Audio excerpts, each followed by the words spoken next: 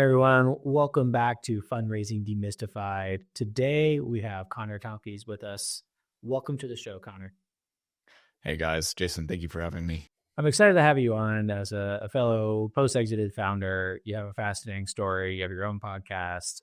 You're very influential in the post-exited founder community. And I'm excited for you to share your story with founders, but to kind of lead us into the right topic, I think most notably your background being at Support Ninja, being the founder and CEO there. I would love for you to just share the brief story of what Support Ninja was and what was your bootstrapping journey there. Yeah, for sure. I had a previous company called Embark Vet. It was a dog genetics company that got co-founded by two brothers of Cornell. And we were trying to figure out how to manage support. And we were having a really hard time as a small company trying to find international talent. And so we partnered up with a couple of co-founders and we launched Support Ninja essentially to make it easy for fast-growing tech companies to find international folks. And at the time, there wasn't a lot of people doing it. So we were kind of like a new wave of outsourcing providers helping with international recruiting, training, managing. And lucky enough, this was something that we could bootstrap. Like if you think about the upfront capital involved in this is something that you bring on new customers, you make the right hires, and you can scale it pretty well. And so it took you launching a company to realize you had to launch a new company. So I guess what was the outcome with Embark Vet? I think that's mostly the case, right? Is you're working on a company so hard day after day, and you have a little bit of like an eye out the side of your head, being like, "Oh, that's interesting, that's exciting," or "I could do this," and then you kind of feel like the wave kind of like pulling you in that direction, right? And so Embark actually did really well. We were on Good Morning America. We sold out of most of our initial order of kits, and the initial founding teams I don't think is involved right now, but they raised money from SoftBank at $750 million valuation. And so they're doing okay. They're doing all right. But I left after the first year and a half to start Support Ninja. So I kind of spun off and started doing my own thing. And it's for a few reasons. I think I was super excited about what was happening at Embark, but I really wanted something that I could have a bigger part in and actually own and run. And that's why Support Ninja was the right move for me. No, it makes sense. And what was the scaling like? It's effectively like a staffing model, but when it comes to managing cash, managing resources, and to stay on the bootstrap path, what were some of the hurdles that you experienced? What were some of like the lessons learned that you had? It's kind of like walking a tightrope. And what's a little intense about this is that you have, at the time, Support Ninja had thousands of employees. And if you miss payroll, it's profound. Like, it's not like you can cut SaaS expenses overnight, right? And I remember when we first started the company, I was at my wedding and we were close to not making payroll. And so I'm on the phone trying to figure out how to coordinate payments with different clients and how to make this work. And it's stressful. But at the end of the day, you're a lot more efficient with your cash. You know where every dollar is going. You're very particular about your bets, especially from a marketing standpoint. You're testing everything. You're making sure that everything is kind of yielding fruit. Where if you had a decent amount of cash in the bank, you can kind of get by on some less than solid bets. Yeah, so that's basically what I've seen a transition in the last couple of years is people going out and raising big money in 2021, 2020, and not really having the wherewithal where that money's going, and where we've seen a massive shift in the last 2 years towards bootstrapping, cash efficiency. Like when you kind of bring up the example of walking the tightrope, sacrificing probably a good time at your wedding, or at least a portion of your good time at your wedding to manage a business. What are some of the other things that you felt that you probably could have benefited from raising money, but bit the bullet and kind of kept it lean? So candidly, I don't think we grew as fast as we could have because we had some times when we had a really good CAC. We found a good channel. We were getting really good customer acquisition costs, meaning like we're putting in $1 and we were getting 2 out. And at that point, I should have gone out and raised cash. A couple other companies like TaskUs and some other bigger players in the space, they're at almost $1 billion in top line revenue. and they raised capital. And one of the bigger differences between TaskUs and Support Ninja is that they had enough cash in the bank to be able to capitalize whenever they found something that works. They were able to hire more C-level executives and be able to test and find who's the right person in the right seat, where we really could only test one or two things, whether that's a high-level hire or a new marketing channel. We had to be very careful or very particular. And so I think we probably could have grown larger if we had raised cash at the right point in time. We still grew a fantastic company and it grew very large, but I think we didn't quite hit that venture scale. Do you have any regrets with that outcome, or satisfied? I think it was the right thing for us to do at the time. And there's reasons why we ended up selling when we did. And there's reasons why we didn't end up raising capital. And ultimately, I didn't want to go chasing different venture capitalists at the time. I wanted to be focusing on growing the business. Raising money is a lot full-time job. It's a lot of work. And so I don't regret not raising capital because I don't know what the opportunity cost was. Was it would operations have fallen to the wayside? Would our employee retention go down because I'm allocating the resources to go raise this capital? It's hard to go backwards and say that I would do things differently. But it definitely would have helped at some point with scaling our marketing efforts and our operations. Just for the audience, can you speak to the scale of how big Support Ninja got? Whatever numbers you feel comfortable sharing. Yeah, for sure. So we were middle 8 figures. So we were bringing in a decent amount of top line revenue. And now it's reaching towards 9 figures. So by all extent and purposes, that's a pretty good, fast growing company. And we did well. We had a good wave as far as we were, for many companies, the first people that they would think of whenever they were outsourcing for the first time. And so we were in a good position for that time period. So timing was very important. But speaking of timing, like what ultimately led to you deciding to sell the company? So raising capital is important to keeping a company going. I think one thing that a lot of people don't think about is the relationship that they have with their team and their co-founders. And in this case, we had, there's 3 partners, and one of the partners was looking to exit. And so part of the exit was getting this partner his exit and then bringing on a private equity firm to help us grow and scale and take over that piece of equity. And so that's one of the reasons why we decided to sell when we did. And it worked out really well for Support Ninja. It was the right thing for us to do at the time. When it came to managing that process, were people coming to you? Were you telling the world that you're running a process? Did you hire a banker? Like, what was your strategy when that co-founder was like, I want out? What was the process from there to kind of go about selling the company?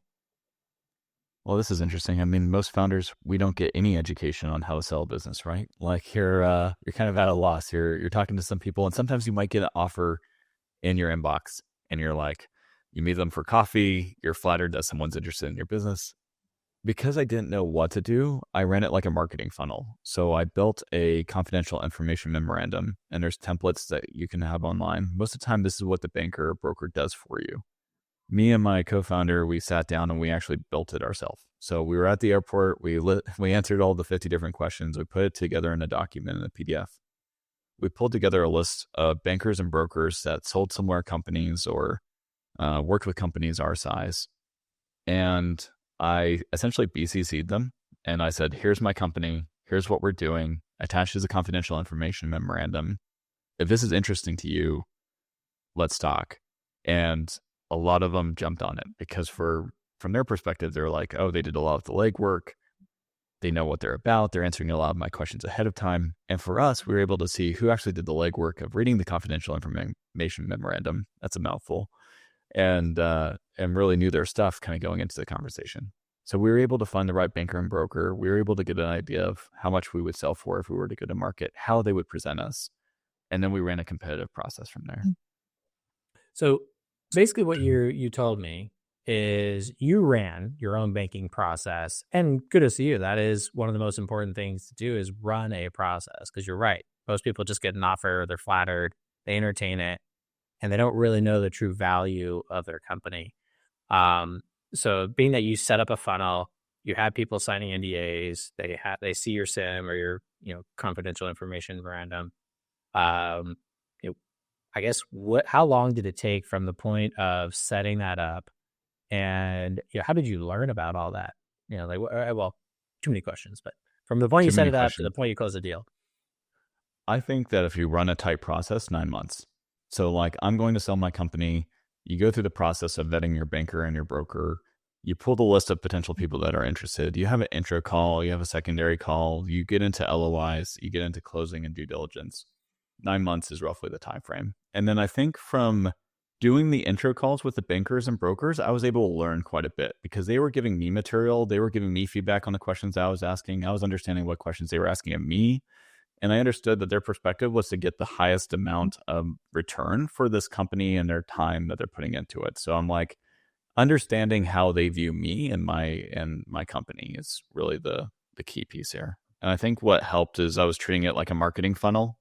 And this is true for fundraising versus taking your company to a market. Is everything's a fundraising, like a marketing funnel essentially, is you have your outreach, you have your pipeline, you have your flow, and you're just ushering people through this flow, except you're vetting them in this case.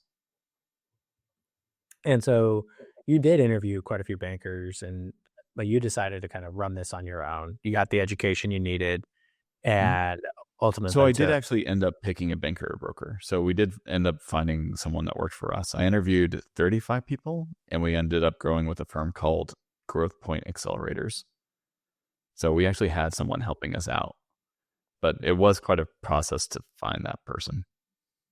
35. That's a lot. Usually it's Yeah. like 2 to 4, 2 to 5, but I guess just out of curiosity, what was your decision criteria? What took 35 interviews to get to one person or one firm? Well, at the end of the process, we had three people. So we had one firm that was specialized in outsourcing and international companies and bringing them to market. That was their thing. That was their jam. So I understood that they knew how to process the information that we were giving them, present us in the best light, and they maybe already know buyers in the space. The second one was a pretty large firm that is probably one of the biggest firms that does this. And then the third firm was a small kind of boutique firm. And we ended up going with a small boutique firm because I liked how they were presenting us and they were asking the right questions.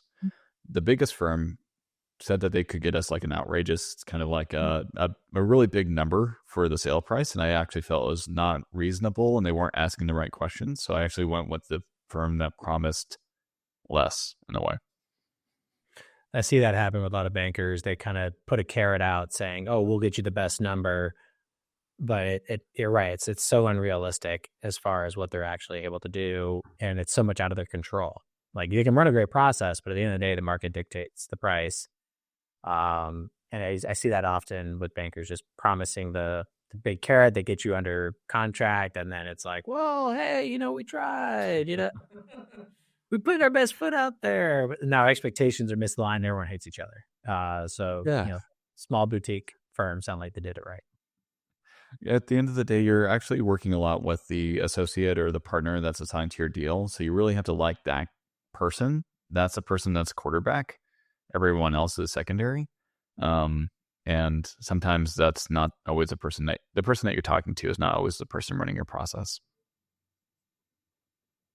Yeah, exactly. So you might be sold by the sizzle of one partner or someone else, but actually who's running point and being sure to know who that person is. Um, but so out of curiosity, being that you had a banker in the sale, but you still kind of ran your own process, you ran and structured your own funnel. Were they more or less just bringing introductions to it, and you guys were managing the process, or was it a cohesive effort? What was that relationship like? It was cohesive. So we had a potential list of buyers that we were talking to. If you are a CEO and you are running your company today, you should be talking to partners, bigger players in the space. If you're not already, do it tomorrow. Take them out to lunch, get to know them. And so we already had a list of buyers that we had pretty good relationships with. What we told the banker is that we expect to get X number in for our business. Anything that you do above this will give you a higher percentage on that deal. And anyone you bring to us that we haven't already talked to, we'll give you a kicker on those leads, on those people. And they actually brought a great list of buyers, and we ended up going with one of the people that they brought to us. No, that's awesome. So, Yeah. Sounds like you ran an efficient process. Sounds like those boxes were checked. Was there any curveballs that you think would be important for founders to be aware of, or to look around? What corners should they be looking around, in the M&A process? There's a lot of little sticking points, right? Like making sure that you're aligned with your partners on what you're looking for before going in, because any type of internal turmoil, you just kind of have to keep contained, right? Making sure that everyone's walking in lockstep and the offers are going out at the same time. You're collecting LOIs at the same time. You're deciding on the bids at the same time. Really helps make sure that you get your price up. One of the kind of like sticking points I see with a lot of founders is that you have your legal counsel for your company and they have theirs, and they're going to go back and forth, and the legal fees on this can be tremendous. Like after due diligence, after all the different layers, you're spending a pretty significant, in some cases, millions of dollars on legal fees. And one of the ways that we were more efficient about this is they usually go back and forth on indemnity and making sure that the liabilities are in place. But there's a certain number of business issues that actually matter. So to stop the legal fees from ramping up and getting out of control, list out the business issues on a spreadsheet, put your position in column A, ask the buyer to put their position in column B, and then discuss that on a phone call. And that will cut a lot of time and cost on the legal side. My advice to all founders in just about any circumstance is never allow lawyers to talk to lawyers. That's the most expensive way for your dollars to go through the roof, especially, sometimes sell side, you are paying for both sides. So it's like that bill is, you're not paying $500 an hour, you're paying $1,000 an hour. It's terrible. Yeah. So it's, for one call, you could cost like $5,000 for an hour call because you got too many partners on the call. I'm glad you brought that up. And that's something that, lawyers are just, they're de-risking the outcome for you. They serve a purpose and they need to be there, but there are lots of unnecessary negotiation points that are very quickly decided between, the two decision makers on either side. So, good point to bring up. Yeah. You don't want to, it sucks when you're like, all right, we're selling for X. And you're like, oh, before anyone gets any payout, lawyers get paid, beggar gets paid, debt or whatever, closing costs get paid. And you're like, oh, that's a smaller number. Yeah, you're just seeing it, you're whittled away piece by piece. Yeah, you should definitely know your waterfall, your closing expenses, like what are some of the things that are going to eat into your number at the end. Yeah. And that's something that, we're selling for whatever X amount. It's $50 million, but what's the actual waterfall to win? Then what's your split from there of, maybe after closing and all the other fees and prep stack or whatever is there, if you raise money, it's like, oh, you're left splitting 20. It's like, oh, that's not what you went up to, sell for. So a good banker, a good lawyer should be able to educate you, give you rough estimates of where you fall in. So you sell the company, it's a couple of years ago. What have you been doing now, and kind of what has guided you to the work that you do today? After selling the company, we sold to a private equity firm, which I like because in some ways you know exactly where they stand, what they're driving for. They have a 3 to 5 year horizon to sell the company again. But I like the idea of creating a different type of structure for a holdco that helps. Essentially, this holding company buys companies, and then those founders become post-exit founders, and then they co-invest alongside me. So I made a company called Operator Equity, which is essentially a holdco, where we start buying other companies, teaming up with other entrepreneurs, and we buy companies together, essentially. And this little ecosystem is almost like self-supporting, right? So you buy a marketing company, they help with marketing for the rest of the portfolio. You hire, you make a hiring company that helps with hiring for the rest of the portfolio, right? So you're creating this little mini ecosystem. And so I've been working on that for the past year and a half. We also did something called the Entrepreneur Cooperative, which is focusing on helping founders scale and then exit their business. And so we've been doing a lot of educational seminars and the podcast, the Made a podcast that you mentioned at the beginning. is focused around interviewing post-exit founders, hearing their stories, trying to figure out what are those little tidbits that you can pull out that will save you a lot of heartache down the road. You're likely having trouble raising money or selling your company. Personally, I've had 4 exits and I've raised over $145 million. If you want a free coaching session with me, just like, subscribe, and leave a comment down below. Let me know what you think of today's video for a chance to win a free coaching session with me. I'll select 3 winners every single month. You just have to like, subscribe, and leave a comment down below for a chance to win. Now, onto the video. And so going back to the Entrepreneur Collective, I think that's the kind of holdco, correct? Entrepreneur Cooperative is the kind of like the community with the business education piece. And then Operator Equity is the holdco. Sorry, Operator Equity. Sorry. So Operator Equity, what type of transactions have you been doing now that you're basically flipping the script? You were selling your company and now you're like, okay, now I've seen it from that perspective. Now you're buying the companies. What do you look for? Like what lessons learned have kind of prepared you for being on the other side of the transaction?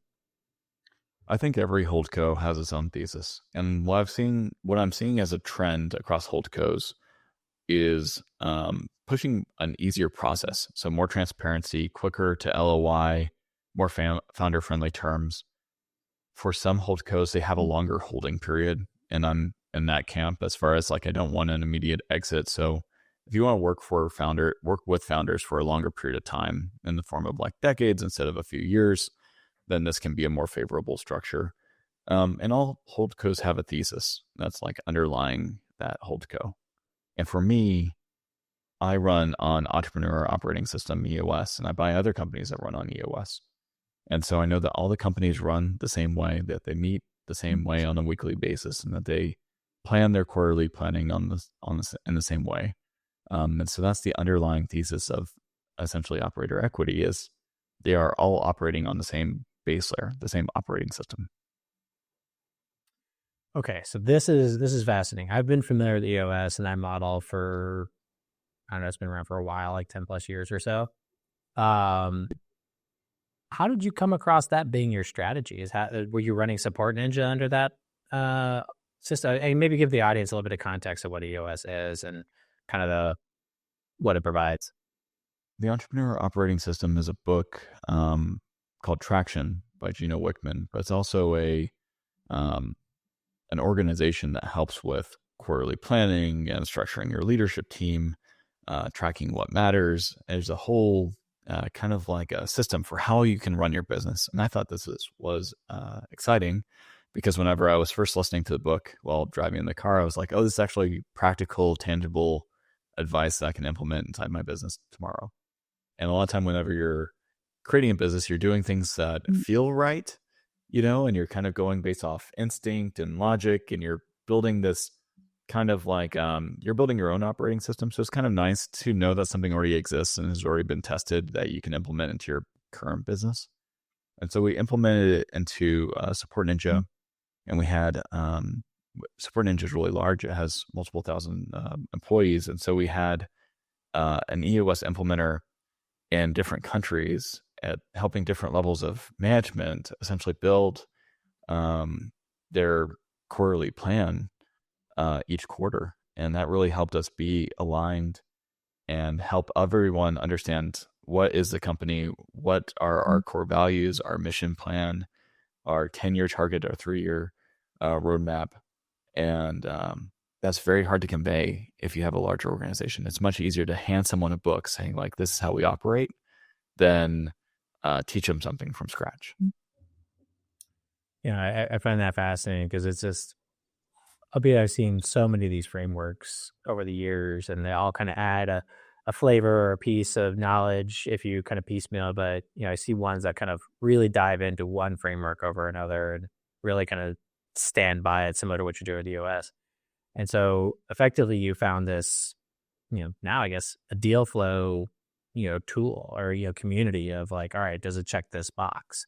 And do you require any and all prospective deals to already be on EOS and you only look at those deals, or do you look at, maybe they implement it after connecting, or, what's kind of your thought there? Yeah. So most of them already ran on EOS, and then the ones that didn't implemented it after. And that's a good process because you're sitting down with the founder and you're going through, they call it a vision traction organizer, which is essentially a 2-page business plan. And you're helping build that for them together. And it really makes sure that you, as the partner and the holdco and the entrepreneur, the CEO, are on the same page. And ultimately, what companies are you trying to buy? Like, what boxes do they check? Is it sector? I know you're trying to create the ecosystem, but like, what's your prioritization, and what are you looking for? The vast majority of them are recurring revenue SaaS companies that have a pretty big base. Revenue is very diversified. Top line revenue is usually south of $10 million, and they have a decent profitability to help support the acquisition in the first place. Gotcha. So sub 10 million. So they could be $1 million, 5 million, anywhere in that range, as long as it kind of checks those other boxes. Yeah, for sure. And we do find that like 1 to 2 million is usually a little too small. They don't have enough profitability or to sustain them if something bad was to happen. Usually they don't have as much depth in the leadership team. So that's something to look at if you are thinking about launching a holdco is what does that deal box look like for you? What are the parameters that you're investing based off of? And then kind of going yes or no. Do they check that box or not? And if you have a thesis, stick to it. Don't break your deal box essentially. Yeah, once you come up with that, I run across a lot of holdcos as we do deals, and seeing some that are wishy-washy on the box can be a clear indicator that it's probably not worth the effort to engage them for the deal, just because it's like it's the flavor of the week. And even if they do move forward, what's the stability of that opportunity moving forward if they aren't really clear on their buy box? Yeah, it's easy to be tempted or just be like, oh, it's so exciting. It's $800,000 in profitability, less than your deal box of 1 million in profitability. It's very easy to like Yep. cross Justify. over. Yeah, justify it.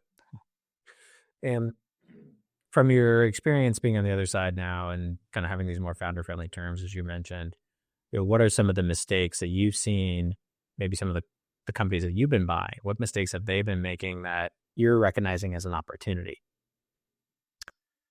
There's a lot of distraction. It's very easy to look at the shiny object and chase after it, whether it's a new service or product line, but most of your revenue is coming in from this one single service or product. So having that focus and carrying it through is pretty important. Marketing is pretty key right now. The marketing landscape is changing so rapidly that a lot of times if they only have a single channel of revenue coming in from say Google ads and some big changes like AI, and Google gives them the first quarter of the page, then your AI spend shoots up and your yield goes down. So having more diversity in your marketing channels, being able to capture more leads as they go into your site. I usually see like whenever you buy a company, you look at their revenue concentration in terms of clients, but you should also look at almost like their acquisition channels in terms of concentration. And do they have other plans and systems in place to be able to generate new business? And when you're buying these companies, have any of these been venture-backed companies that are no longer venture-backable? Like, have you only been looking at bootstrap? Like, what's kind of the history or like kind of the capital history of some of these companies that you're looking at? All of them except for one, I think, as bootstrapped, and it really helps from like more of like a profitability standpoint. There are some companies like Tiny and a few others that are looking at kind of like venture distressed companies where they raise a lot of capital and they're not able to continue to fundraise and they need to restructure. That's not something I've messed around with much. I have worked with a lot of founders where like a partner wants to step back and there's a spot open on their cap table, or they're not actively working in the business each day. And so I work with a lot of those companies as far as like I'll come in and be a more active partner for you and help you scale in different ways, and help that partner essentially get their earnout or their chips off the table. So it sounds like you have some flexibility in terms of what position you take. It's not 100% buyout. In some cases, you're flexible. Is it majority often or minority? It has to be a meaningful stake. So normally it's between 40 to 80%, right? And I still want the founder to be very heavily involved in the business. At the end of the day, you're working with these CEOs and you're really betting on them. Like, I'm not the CEO of these companies, and they're running point. So it's more like, how can I give them the resources to hit that next stage of growth? Yeah, it's fun hearing this just because I deal with so many companies that come to me and they're like, I want to raise money, I want venture capital. And they're more on like a path for something like you, where it's like, well, what about this other option of take some chips off the table, be property capitalized, bring in some governance and, still have some upside, down the road. And it's just so funny how so many founders have been drinking the venture Kool-Aid for so long that they don't realize, like, wait, I get a multi-million-dollar paycheck. Look, Yeah, it can be really hey, nice. it's like, oh, and I still get Distributions are a upside. great way to be paid too. Like that's earning money from your customers and being able to build a sustainable life around your business is something that is underrated. Who would have thought? Um, Uh, I know. we didn't talk about this, but I had a company in college called Delegated, and I was focused so much on raising capital and doing pitches for a bunch of different contests. I was pitching 3 or 4 times a week that the company wasn't nearly as successful as the other ones. And it was because I was so focused on the venture route that I felt like to be successful, I had to raise multi-millions from these investors for my idea. And it ended up being a distraction. So if you are a younger entrepreneur, there's a lot of different ways to get where you want to go. And hopefully this will kind of help highlight some of those paths. Yeah, you just gave me PTSD. I did the exact same thing. First company, went to every single pitch event, paid to pitch, pitched every accelerator, every angel group, and traveled and spent so much money just going up and down the coast and West Coast and just wasted so much time where it's like, if we spent all that time just talking to customers, we would have realized, oh, this is probably only a $10 million a year business, but probably like 2 million a year profit is like, that probably would have been a good business. But we try to be like, oh, we're going to be a $1 billion company. It's like, hindsight is like, that was never $1 billion possibility ever.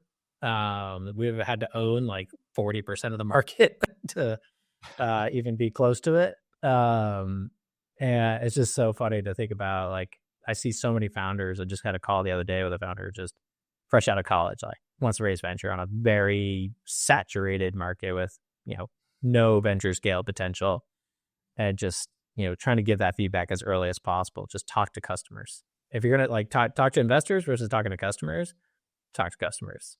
If you haven't hit any kind of Yeah. velocity or breakout.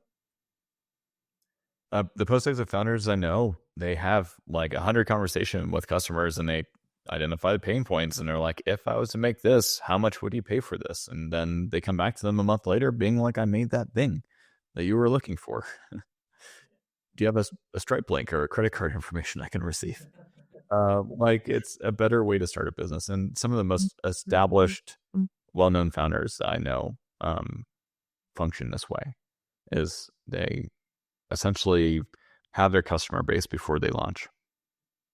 Yeah. Yeah. It's have those relationships, have those conversations, and know what you're building towards and who you're building towards. And granted, there are some businesses, like I'm working with a couple right now, like you have to raise millions of dollars just to even have a shot. Like there are some, more technological advanced, companies where you have to have $1 million GPU cloud just to test your theory. But the outcome is a moonshot. It really is. If it works and it takes off and you grab market share. So VCs love betting on what looks like a terrible idea, to a normal business operator, someone that, is profitable and making money. But for a venture investor is like, yeah, this could return the portfolio. So I rather bet on this than, what looks to be a healthy, sustainable business. Yeah, for sure. They might see it and be like, oh, this is too sustainable. This is too what was it from like Silicon Valley? They're like always be pre-revenue. It's like Yeah, it's like it was like, yeah, because like that was always the thing. At least a couple of years ago, I got that all the time. Where it's like, before you make a dollar, raise as much money as you can, because once you make a dollar in revenue, then you're judged on, how you perform. There's so many other variables that go into the decision making process, and we just raised $3 million for a client that, you know built it like an MVP, but kept it free, and started, getting big corporations using it from like a free perspective just to start testing it, and raised the money at a higher valuation than if they would have maybe charged minuscule amounts of money for it up front. And that's the better path, because they really do need, probably $10-30 million over the next 2 years to achieve what they're trying to achieve. But most companies don't need that much. You can start off with, credit card loan, personal loan, friends and family, gets, something off the ground, moonlight. So I always find that as like an important checkpoint for a lot of founders, just to kind of double check themselves before they, spend all their time like you did chasing, investor money and going to presentations, angel pitches. Most founders I see that are struggling, if you're not winning every competition, you're probably not venture backable. And your pitch can be great. I felt like I had a really good pitch, but it doesn't always matter, right? And yeah, I think if you're just getting started as an entrepreneur, I think bootstrapping is a good thing to consider, depending on the idea. If you're fundraising, I feel like most of the time it goes towards development and tech or marketing to help you like scale and hit where you need to hit.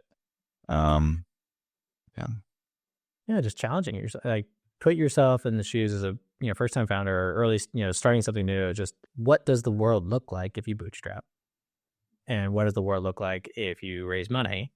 And sure, raising money sounds easier, but in reality, it's not. You could spend months with no success if you're not able to raise money very quickly. Rethink your strategy. If you can't get the money if you don't get enough people excited within a few months, then it's probably not going to, raising money is probably not the best avenue, and catch more customers. I think you're right, for sure. Yeah. The best investors are your customers, guys. They're actually getting your product, they're getting feedback, you're getting profitability. There's a bit of a fallacy, I will say, in that though, because I saw a lot of venture-backed startups that were building solutions for the venture community and like investor community that have no venture scale, at least in my eyes. Like venture is the tiniest asset. In terms of asset allocation and private alternatives, it's like the smallest percentage. Yeah. And there's so many like SPV providers, fund admin providers, all this kind of stuff. And I'm like, how are you going to be $1 billion company in this market that already has so many players? But VCs throw tons of money out the other day, and essentially they were pulling data from like Crunchbase and a bunch of different data sources. And then they were working with startups to structure their data in a way that this AI could interpret and essentially do the work of like a junior partner at a VC firm of like structuring information. I've seen like a few of these in the past like 4 weeks of people that are essentially restructuring this information to make it digestible for VCs. But then one of them took that information and then said like, the information's kind of the same for private equity, just a different perspective, right? And so they took it and then they went to private equity and said, I have this thing. And that's a bigger market, right? Way bigger. Or way bigger. But they took that use case, scaled it to then private equity. And then you get in a position where if you're inside with the different private equity firms, right, then maybe you can help them from the LP standpoint. Maybe you can help them with like going through the due diligence process, which costs them $1 million plus just to kind of go through and vet these companies. So there's a little bit of hope sometimes. And it's one of those things where it's just like when you think about this, sure, there's a lot of volume of money that gets moved in these markets, which I think is interesting. But as far as like being able to capture a percentage of that is incredibly difficult with the technology that at the end of the day, it's a people business. It's people, sure. It's a people business that get, deals done. You can have all the tech to give signal, but at the end of the day, you're going to be shaking hands with someone. That's the reality that I had as I entered into the space with some tech, was like, keep it a people business. So Jason, what do you see raising capital the most, or what do you see being successful at the moment in terms of fundraising? I'm seeing it go back to moonshots. I'm seeing less and less of, the traditional SaaS businesses get funded through traditional venture. SaaS just hasn't performed to the expectations, and multiples are they're back to reality. That's just, I think, reality is set in. So PE can do these deals. You can buy these companies at reasonable multiples, these lofty 10, 20x multiples just don't really exist anymore. And so venture is prioritizing like next frontier, and trying to allocate capital for. There's still some not legacy funds, but funds that have theses both based on SMB, B2B, SaaS, and all that kind of stuff. And funding will still happen, but where a lot of the capital is going is they're betting on big moonshots. And so if you don't have I'm that seeing a lot narrative, more hardware, yeah, like software combined with hardware. I mean, like the biggest fundraise this year was Figure AI, right? Or at least one of them. And then like looking at changing how we do transportation layers and stuff like that inside our cities, have been raising some decent amount of yeah, cash. industrial, defense tech, Yeah. robotics, AI, things that at least are now our common sense as these are big bets. Like it's here, like it's not, 15 years ago. Like the technology, the ability is here today, and that's where a lot of the money's going in. And I will probably have the highest yield of return. Now, which ones will win? But with these mega funds like A16Z, I think General Catalyst, and a couple other big funds have raised these like huge early stage funds, and they're just going to pile it into as much money as they can into the one winner in those markets, which I think is going to be pretty interesting. So it's how quickly can you demonstrate as a startup founder that you're on the path to the moon? I guess we have to move to Mars now. That seems to be the narrative. It's like how quickly are you on that path, and what can you demonstrate, or at least is the idea, believable to be a part of those markets and be a part of those big potential before your revenue or before you make revenue, and you have a higher probability of raising money than a SaaS business doing $1 million a year. I almost feel like there's a limit to how fast the businesses can incorporate the capital. So like if you're raising $100 million, your HR team's not going to double overnight to be able to place the hires that you need to. Your onboarding processes are not fast and big enough to be able to process those people coming onto your team. Like you only have so much bandwidth in your head as a CEO to be able to do that 3-year growth plan. So I'm a little curious with some of these companies that are raising so much capital, their efficiency of deploying it. Like how quick can they take that check and actually turn it into a tangible product? Well, I think you brought up a good point earlier when you're kind of looking at, if you could have raised money back when you found something that was working. And I think those are the companies that are in that position where they found something that works and they have a model that can consume as much cash as possible. Venture loves that. As insane as it sounds to you and I that prefer operational efficiency, VCs love that. Okay, you can consume a lot of cash, put it to work, show top line growth, and then you're going to need more cash. Therefore, I will get a markup within X amount of time, and I get to go back to my LPs and say my, TVPI or my, is going to be, or my MOIC is going to be this much higher, in the next round. And so that's venture math. That's what they need to see. And if you don't fit the bill, traditional venture funds won't be interested. If you have a 3x CAC on your customers and you're making money that way, then like please let me know. I let anyone know. We're all excited to invest in that. Well, that's ideal, but I would say some cases it's not all going to marketing. It's like still in development. Like just can you consume cash towards a very large outcome? Like so it's Figure AI and what Tesla was for years, and these big massive companies, OpenAI, that consumed absurd amounts of cash before they actually materialized anything. But there's a promise of it working with really smart people in what could be a very large market. So that's the stuff that VCs love. But Connor, before we part ways here, what would be the best way for someone to get in touch with you or learn more about the different initiatives you have with Operator Equity and Entrepreneur Collective? Yeah, so it's entrepreneurcooperative.com and then operatorequity.com. And then you guys can find me on X too at Connor Tomkies. So I'm around, guys. And if you guys have any questions, give me a shout. Should they try to sell their company to you? Should they try to raise money from you? Come for help. If you're selling a company, operator equity, if you're trying to figure out how to scale your company and you want some business owner education and meet up with people inside your area, we have cohorts in Dallas, Austin, New York, and Las Vegas. And check out entrepreneurcooperative.com. That's the right place for that. Awesome. Connor, I've really enjoyed this conversation. Really appreciate you being on the show, and look forward to get this out to our network. That sounds good, Jason. Have a good one, guys. Bye. Thank you for watching today's episode. As a reminder, I'm your host, Jason Kirby. I have built and sold multiple companies with over 135 million in transactions as either a founder, operator, investor across multiple industries. I'm currently the managing director and founder of Thunder.vc, where we help companies and founders at all stages navigate what capital to raise and who to raise it from, and help improve companies' odds of raising capital. If you need help, reach out to us at help.thunder.vc. If you like today's show, please share with your friends, give us a like or a comment down below. And as a reminder, this show is published weekly. And to get notified of new episodes and our newsletter, be sure to go to our website at join.thunder.vc. And if you sign up today, I'll send you a few freebies on how to negotiate a term sheet, how to get a free list of relevant VCs, and much more. That's it. No more shameless plugs. Thank you, and see you next week.